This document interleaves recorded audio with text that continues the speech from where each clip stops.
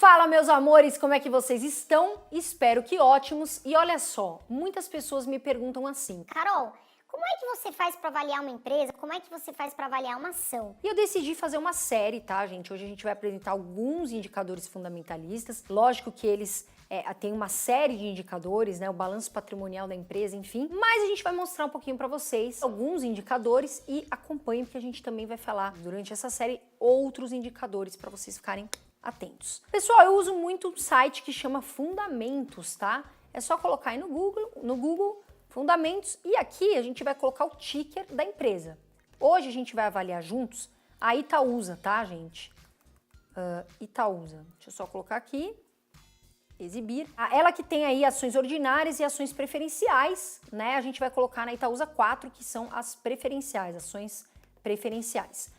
Lembrando, pessoal, para quem não sabe o que é a Itaúsa é uma holding que ela é dona de Banco Itaú, por exemplo, que é um banco muito consolidado, tá, gente? Fora Duratex, Alpargatas, enfim. Abrimos aqui o site Fundamentos e o que a gente vê aqui já de cara, né? A cotação dela hoje, 9,54, tá, gente? Aí a gente vê que ela é uma empresa aí do setor financeiros, que é do subsetor bancos que é normalmente aí é de setor perene e sofre menos durante crises, né? Por exemplo, agora que a gente está enfrentando uma crise. O que eu vou ver aqui quando eu vejo valor de mercado? Como é que eu sei esse valor de mercado?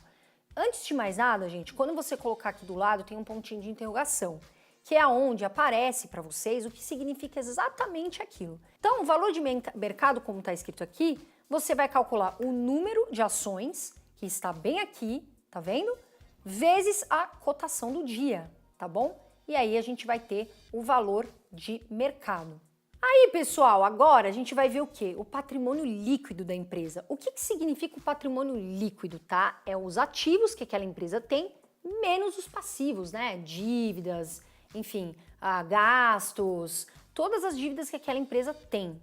Bom, aí a gente vê aqui embaixo o patrimônio líquido, né? Que tá em média aí de 51, tá, gente? 51 aqui eu vou pôr, vocês vão ver aqui o valor, mas vamos falar aproximadamente aí um patrimônio líquido de 52 bilhões. Aí você vai me falar, mas Carol, o valor de mercado dela tá aproximadamente ali 80 bilhões, né? E ela tem um patrimônio líquido de 52 aproximadamente. O que isso quer dizer? Significa que o valor dela, o patrimônio líquido dela é menor que o valor de mercado e as ações, né, que estão disponíveis aí para negociação estão um pouco caras. Mas Carol, como assim estão caras? E aí a gente vai entrar em outro indicador para vocês entenderem melhor. Mas o que eu quero dizer para vocês? Que o mercado avalia essa empresa como mais cara do que ela de fato tem de patrimônio líquido, tá bom, pessoal? Quando você for fazer comparação, lembre-se, sempre comparar empresas do mesmo setor, tá, gente? Banco com banco, elétrica com elétrica, enfim, porque muda muito os indicadores fundamentalistas. E aí a gente vai vir aqui para o P sobre VP. E lembra o que eu falei? Fique tranquilo, porque quando você põe no ponto de interrogação aqui no Fundamentos, aparece perfeitamente o que significa cada indicador, tá, gente? Então vamos ler aqui rapidinho, P sobre VP. Preço da ação dividido pelo valor patrimonial por ação.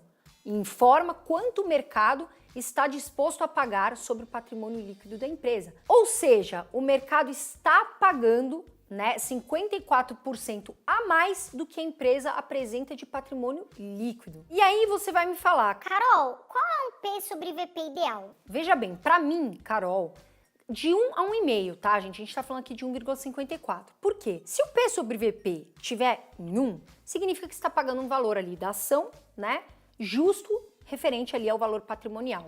Se tiver esse P sobre VP alto, né, significa que você está pagando caro, tá, na ação. E se tiver abaixo, como a gente está vendo agora, né, PVP de empresas boas, abaixo de 1, significa que você está pagando barato na ação em relação ao valor patrimonial. Aí você vai me falar, Carol, mas significa então que a empresa que tem um P sobre VP alto é ruim? Não. E é por isso que a gente fala que tem que se avaliar em conjunto todos os indicadores. Por exemplo, a WEG. A WEG ela tem um P sobre VP alto, por quê? E ela é uma empresa de motores, ela é líder de mercado e ela tem um valor de mercado que as pessoas acreditam muito. Mas ela é uma empresa ruim? Nunca. A WEG é uma empresa excelente. E é por isso que a gente fala que tem que se avaliar todos os indicadores juntos. Tá bom, pessoal? Aí, meu amor, outro ponto que eu gosto de olhar, outro indicador, é o ROI, tá? Lembra o que eu falei? Você coloca aqui no ponto de interrogação, já aparece, que é o retorno sobre o patrimônio líquido. Quando você ouve aí Return on Equity, né? Às vezes as pessoas falam em inglês. O que significa isso? Que é o retorno sobre o patrimônio líquido que a empresa tem, ou seja, ela mesma investe, né, com os recursos dela e quanto que ela tem de retorno. Então, o ROI aqui está em 17%, tá? Um ROI positivo para nós é acima de 10%. Mas lembrando, né, pessoal, e isso depende de setores, tá? A gente aqui está avaliando a Itaúsa. Os investimentos que ela mesma tem, tá? Que ela mesma faz na empresa, são positivos. Tem um bom retorno aí, que faz com que o ROI seja 17%. E aí, pessoal, a gente vai para um indicador fundamentalista que é muito importante também, que é o PL, tá? Quando vocês escutam PL.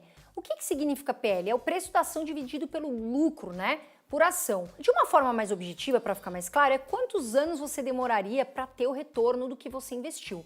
Aqui no caso Itaúsas, a gente vê aqui que são 9 anos em média. Eu gosto de empresas com PL até 10, tá? 10, 15. Mas o que a gente pode falar? Que tem empresas que têm um PL que estão acima, muito acima de 9, como a Magazine Luiza, e que as pessoas acham cara, né?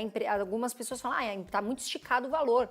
Mas, porque ela tem um PL alto, mas eu gosto da Magalu, eu tenho um pouco da Magalu na carteira e ela tem um PL alto, então não significa sempre que porque o PL é alto, a empresa seja ruim. E aí a gente vai olhar um outro dado aqui, um outro indicador, que é o dividend yield, tá, gente? Olha só, o dividend yield da Itaúsa é 9,1%, é um dividendo alto, né? Dando lambada aí na taxa Selic. Carol, mas toda empresa tem que olhar se paga bom de dividendos? Não, depende do que você procura. Normalmente, empresas mais sólidas aí, que já estão, né, há mais tempo na bolsa, normalmente essas empresas pagam bons dividendos. A gente tem empresas que pagam bons dividendos e empresas que reinvestem os dividendos, né? Porque elas estão querendo o quê? Valorizar, elas estão querendo crescer, né? Que é o caso de, por exemplo, small caps. Então, gente, às vezes a empresa, que small caps são empresas menores, com um valor patrimonial menor, mas que tem chance de crescer. Então, gente, depende muito do que você está buscando, tá bom? Por isso que tem que avaliar num conjunto. Então é isso, gente. Acho que hoje a gente falou bastante aqui, alguns indicadores para vocês importantes. A gente tem um Telegram que a gente inclusive faz avaliação de ações, avaliação de fundos imobiliários. A gente tem um Telegram com conteúdos exclusivos, podcasts para vocês. A gente vai deixar aqui embaixo, né, Catochinho, o link para vocês, é gratuito, tá, gente? Entra lá no nosso Telegram, na nossa comunidade. E por hoje é só, tá bom, gente? A gente vai voltar com novos vídeos, com novos indicadores para vocês, sempre para vocês avaliarem com calma. Fiquem com Deus, a gente vai superar essa crise, fiquem tranquilos, porque o Brasil vai sim voar e voar muito. Tá bom, gente? Um beijo de luz, fiquem com Deus e voa, Brasil!